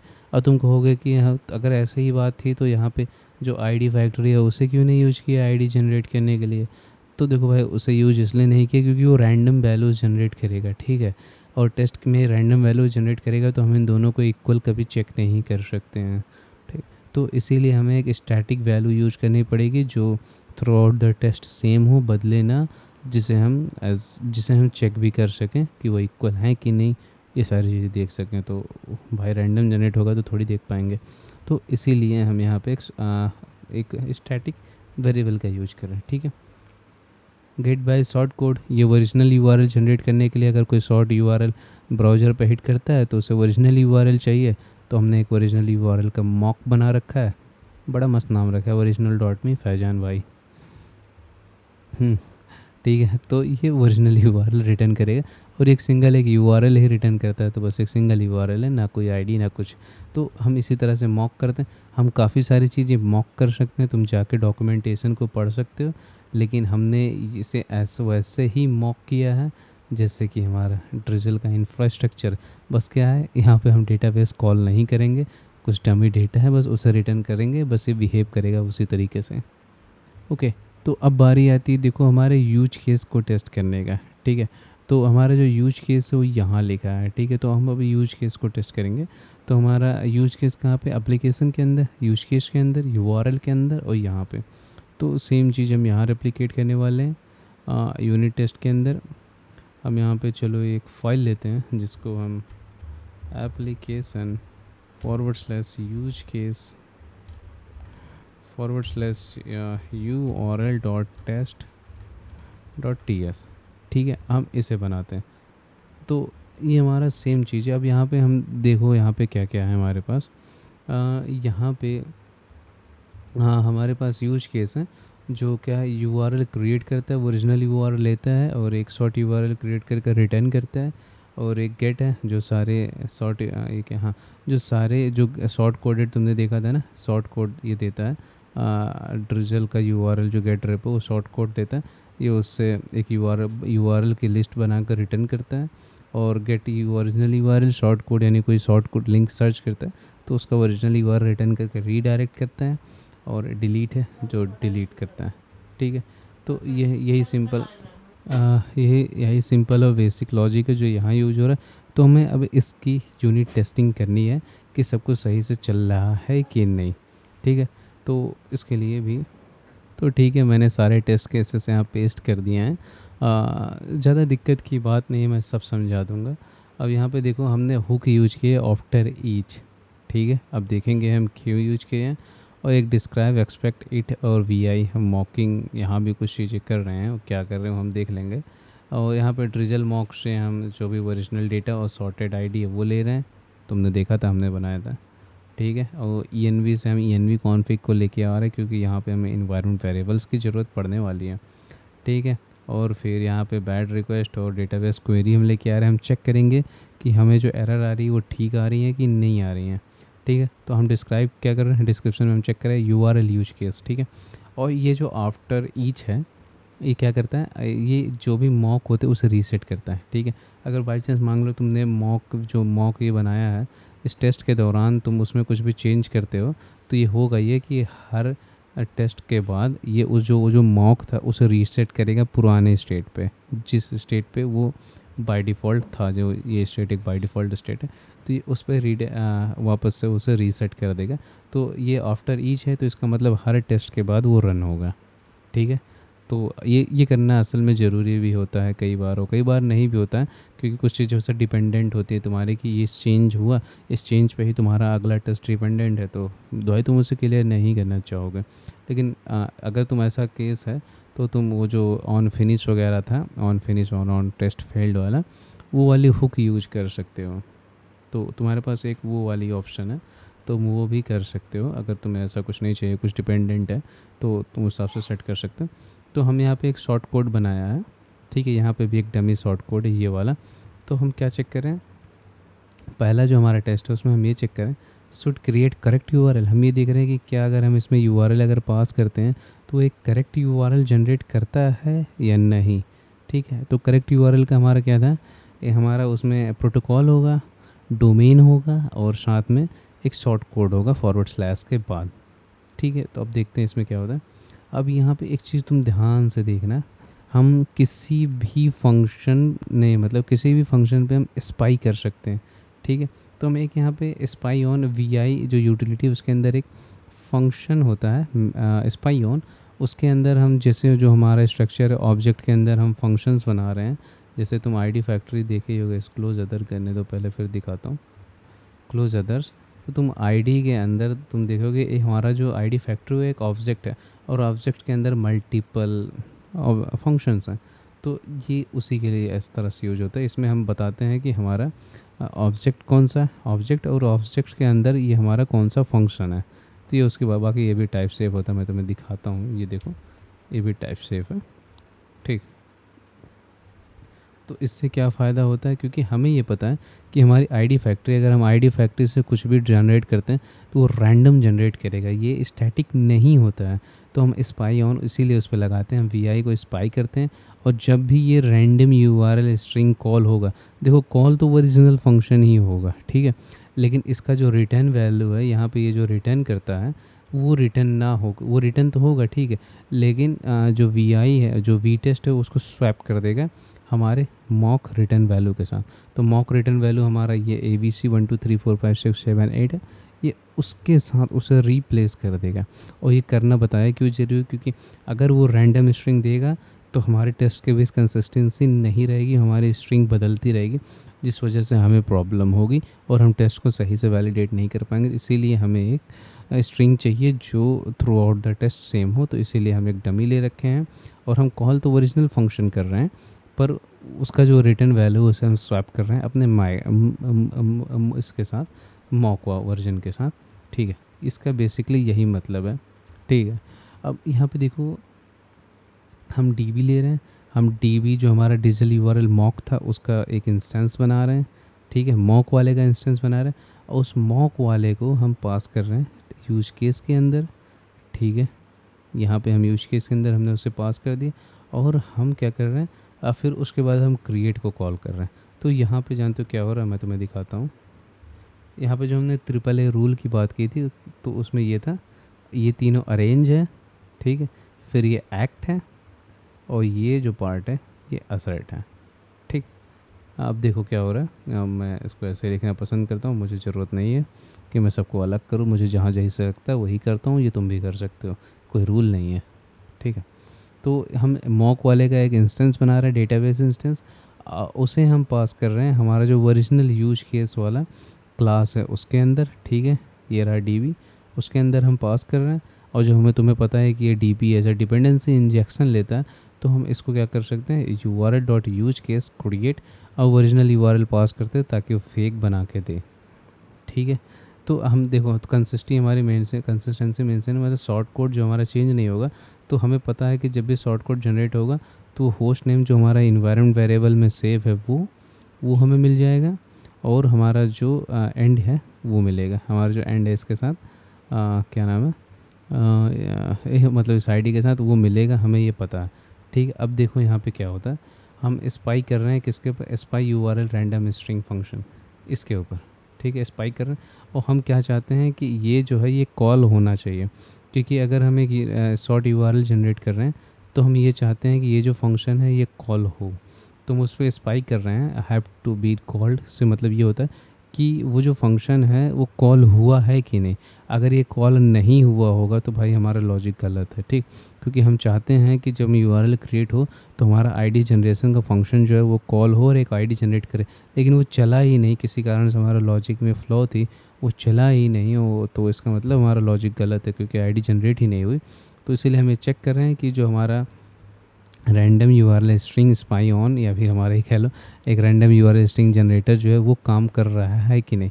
तो वो अगर कॉल हुआ इसका मतलब सब कुछ ठीक था, वो काम कर गया, ठीक है। अब यहाँ पे हम db डॉट क्रिएट, हमारे db के अंदर इंस्टेंस हमने बनाया था ID फैक्ट्री एंटिटी, ये नहीं, हम मॉक वाला खोलते हैं, ठीक है। यहाँ पे हमने मॉक वाला खोला और अब हम यहाँ पे खोलते हैं ओरिजिनल वाला,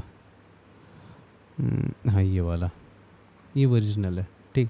अब देखो हम यहाँ पे क्या चेक कर रहे हैं, हम ये चेक कर रहे हैं जो db क्रिएट था ये वाला जो हम कॉल यहाँ पे नहीं कर रहे हैं, वो असल में db क्रिएट जो हम करते हैं तो ये कॉल होता है, जो क्रिएट है वो इसको कॉल कर रहा है, ठीक है। लेकिन असल में ओरिजिनल को तो कॉल होता नहीं है, मॉक वर्जन कॉल होता है। तो मॉक वर्जन में जब कॉल होता है तो db क्रिएट यहाँ पे है, ये वाला db क्रिएट, तो इसे कॉल कर रहा है, टेस्ट जो है उस मॉक को कॉल कर रहा है, तो मॉक को कॉल कर रहा है।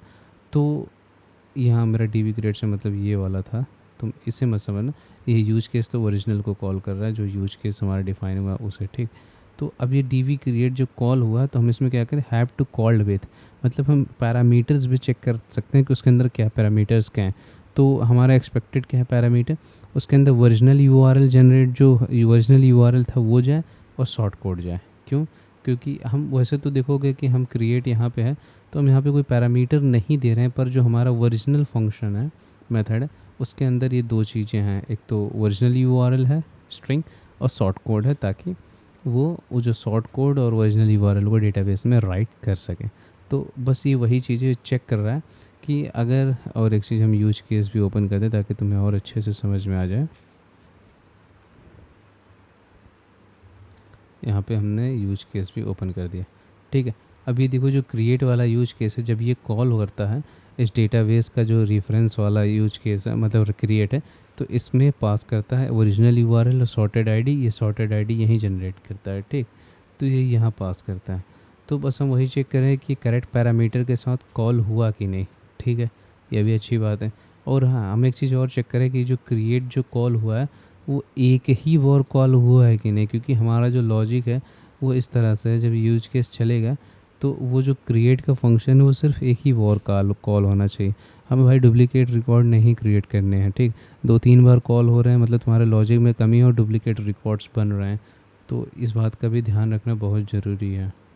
तो डुप्लीकेट रिकॉर्ड्स कॉल ना हो, ठीक, ये हो गया। तो वो एक ही बार कॉल हुआ कि नहीं, और जो ये स्ट्रिंग जो ये रिटर्न कर रहा है ये वैलिड स्ट्रिंग है कि नहीं, मतलब वैलिड स्ट्रिंग से मतलब वैलिड URL है कि नहीं, क्योंकि हमें पता है हम जब स्टैटिक रखे हैं इसे तो यही चीज़ हमें सॉर्टेड URL के रूप में मिलनी है, तो वो सॉर्टेड URL यहाँ है, ठीक। तो ये अच्छी बात है। और यहाँ पे ओके, सो ये हमारा दूसरा टेस्ट केसेस है, इसमें हम क्या करें, it should throw error for create correct URL, देखते हैं क्या है। तो पहली चीज़ तो हम अपना ID फैक्ट्री पे स्पाई कर रहे हैं, ठीक है, ये हो रहा है। और ये हमारा देखो मॉक क्लास है जो हमने बनाया था, हम इस बारे में पहले ही बात कर चुके। और इसमें देखो हम ये है कि इस बार जो हमारी जो रिटर्न वैल्यू थी हम उसको ओवरराइट कर रहे हैं, ठीक है। तुम्हें पता होगा यहाँ पे हमारा जो मॉक फंक्शन था या मॉक क्लास था इसमें एक क्रिएट है, ठीक है, ये क्रिएट है, ये यहाँ पे बिना किसी चीज़ के रिजॉल्व होता है, मतलब ये वॉइड है, कुछ भी रिटर्न नहीं करता। लेकिन इसमें एक कंडीशन है, अगर मैं तुम्हें रियल वाला जो है रेपो वो दिखाऊं, एप्लीकेशन में नहीं मिलेगा, वो यहाँ पे है। यहाँ पे देखोगे तो जो क्रिएट है वो एक टाइम पे एरर थ्रो करता है। कब? अगर बाई चांस डेटाबेस राइट करने में कुछ एरर आ गई तो वो एरर थ्रो करता है, ठीक। और वो एरर का इंस्टेंस क्या है? हमारा डीवी क्वेरी एरर। ओके, तो ये हमारा एरर क्लास है, मैं तुम्हें दिखाता हूँ। ये देखो एरर क्लास है जो स्टैंड कर रहा है ऐप एरर को, और ऐप एरर भी एक क्लास है जो स्टैंड कर रहा है एरर को, ठीक है। तो अगर मैंने जो तुम्हें वीडियो सजेस्ट किए वो देख ली होगी तो तुम्हें ये सारी चीज़ें मालूम होगी, और नहीं देखी होगी तो तुम्हारे ऊपर से जानी है, ठीक है, कोई बात नहीं।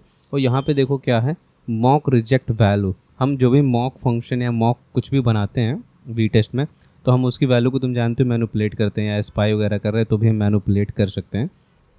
तो यहाँ भी वही चीज़ हो रहा है, हम इसमें मैनुपुलेट कर रहे हैं। क्या? इसकी जो रिटर्न वैल्यू होनी थी वो उससे मैनुपुलेट करो, इस बार इसको एरर थ्रो करने के लिए मजबूर कर, तो इस बार ये एरर थ्रो करेगा, ठीक है। मतलब ये हमें पहले बताना पड़ता है कि इसमें एरर थ्रो करवाना है हमें, और फिर उसके बाद हम इसमें डाल रहे हैं तो ये कॉल हो रहा है, ठीक। अब ये कॉल हो रहा है मतलब हमने एरर थ्रो करवा दिया, ठीक।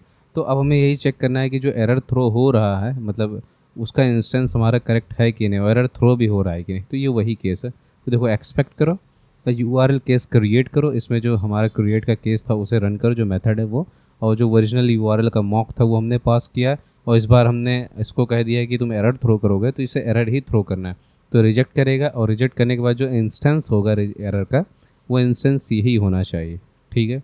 तो ये तुम समझ गए, ये हमारा एक कंडीशन है या एक्सपेक्ट है जो हम चेक कर रहे हैं, क्योंकि हमें यहाँ से एरर थ्रो करवाना है, ठीक है। और यहाँ पे देखो, और एक चीज़ और इसे ध्यान रखना, तुम सोच रहे हो कि तुमने ऐसा क्यों नहीं किया, इसको यहाँ से काट के फिर इसको यहाँ पे लिख के इसको अवेट करा के, ओके, अवेट करा के क्यों नहीं किया? तो देखो अगर ऐसा करते हो तो तुम फिर चेक नहीं कर पाओगे ना एरर वगैरह थ्रो कर रहा है कि नहीं। तुम्हें ये है कि तुम्हें एक्सपेक्ट कराना होगा इसके अंदर ही, ठीक। और हाँ, एक चीज़ और तुमने अगर ध्यान दिया होगा तो हम जब इस फंक्शन को यहाँ पे, इस मेथड को यहाँ पे रन कर रहे हैं, तो हम यहाँ पे अवेट का यूज़ क्यों नहीं कर रहे भाई? अवेट तो हमें करना चाहिए क्योंकि ये एक प्रॉमिस है, पर हम ऐसा नहीं करते। उसके कारण सिंपल है, क्योंकि अगर हम अवेट यहाँ पे कर देंगे इसके अंदर, तो जो इसकी वैल्यू है मतलब इसमें जो ये हमारा जो टेस्ट है वो ढंग से काम नहीं करेगा, ठीक है, वो अनएक्सपेक्टेड बिहेवियर देगा। तो इसीलिए हम यहाँ पे अवेट नहीं लगाते हैं, इसे ऐसे ही छोड़ देते हैं।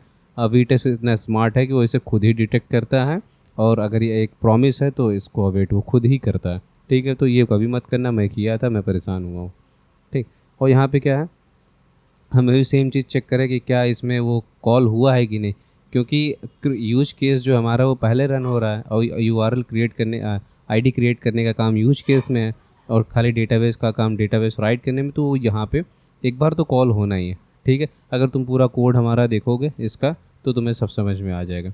और यहाँ पे क्रिएट क्या है, क्रिएट हैव टू कॉल्ड, इसमें हम ये एक्सपेक्ट कर रहे हैं कि जो हमारा db.create है उसके अंदर दो पैरामीटर्स गए हैं कि नहीं, मॉक यूआर ओरिजिनल यूआरएल और शॉर्ट कोड। अगर ये दोनों गए हैं तो ओके है, हमारा ये भी सही था।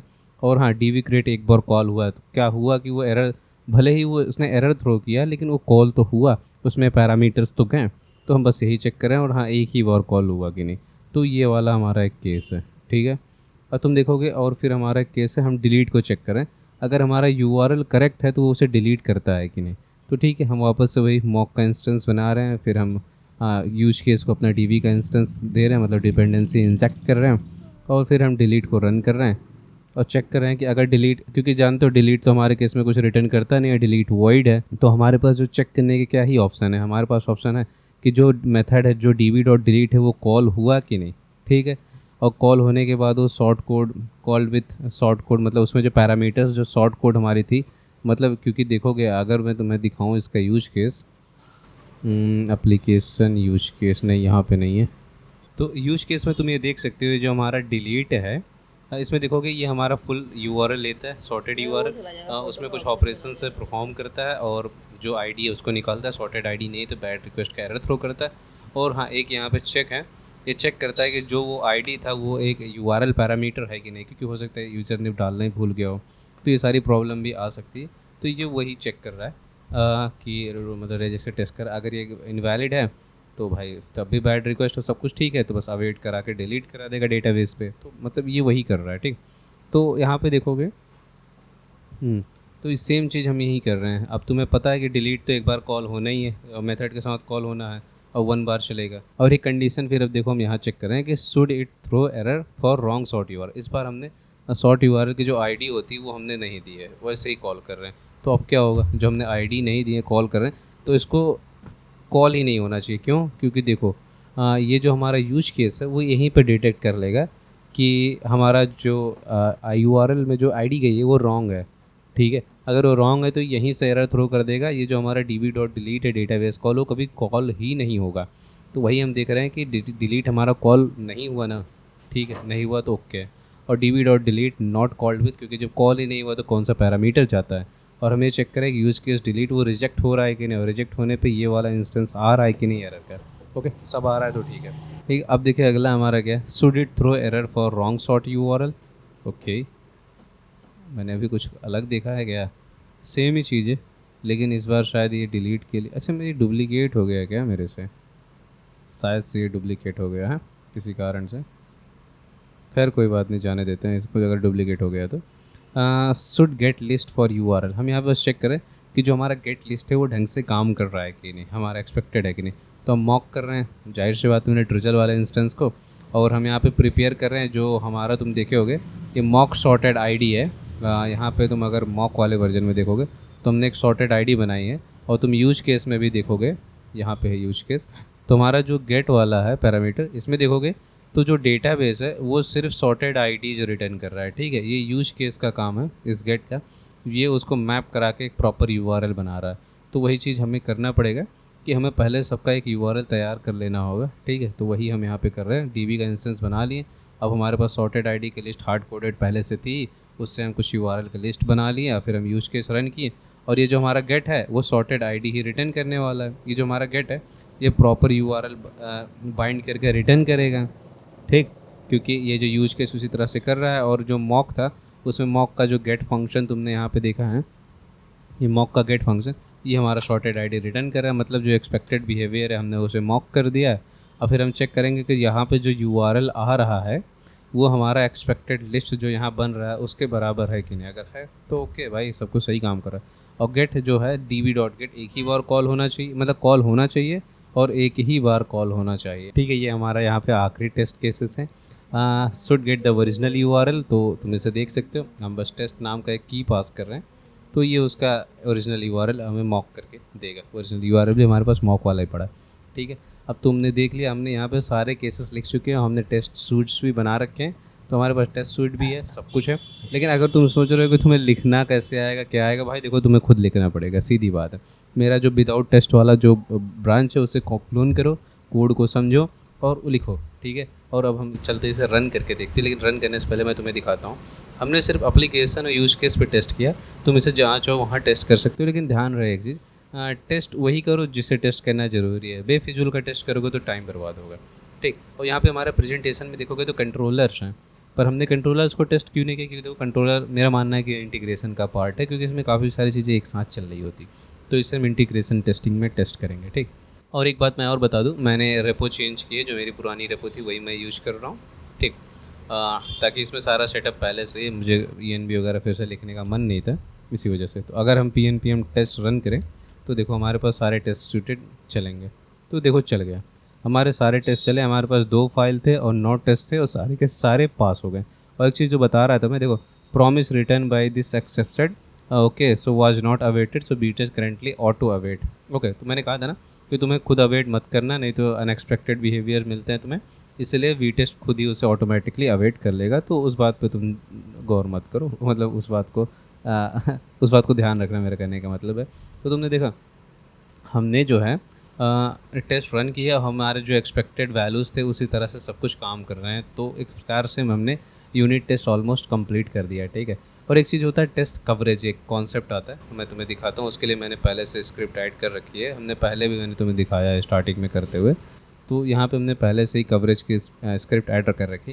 ये कवरेज है, समझो एक एनालिटिकल डेटा होता है हमारे कोड का, कि हमारे कोड के कौन से पार्ट का जो टेस्ट है वो रन हुआ है और कौन से लाइन का रन हुआ है, पूरा डिटेल देता है। इससे हमें अपने टेस्ट के बारे में समझने को मिलता है कि हाँ हमने क्या क्या रन किया और क्या क्या पॉसिबिलिटी है और क्या क्या हम चेक कर सकते हैं।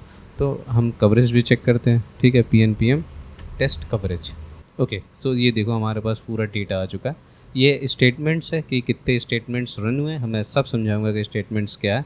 ये ब्रांचेस हैं हमारे, ये फंक्शंस हैं, ये लाइंस है और ये अनकवर्ड लाइंस है। ठीक है, आ जाओ देखते हैं। पहले हम एक काम करते हैं, हम चलते हैं यहाँ पे।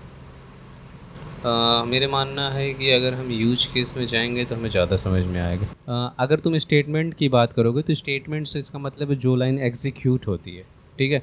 तो यहाँ पे अगर तुम देखोगे तो ये लाइन एग्जीक्यूट नहीं होनी है, ठीक है। ये लाइन एग्जीक्यूट नहीं होगी क्लास वाली, ये लाइन यहाँ पे एग्जीक्यूट होगी, ठीक है।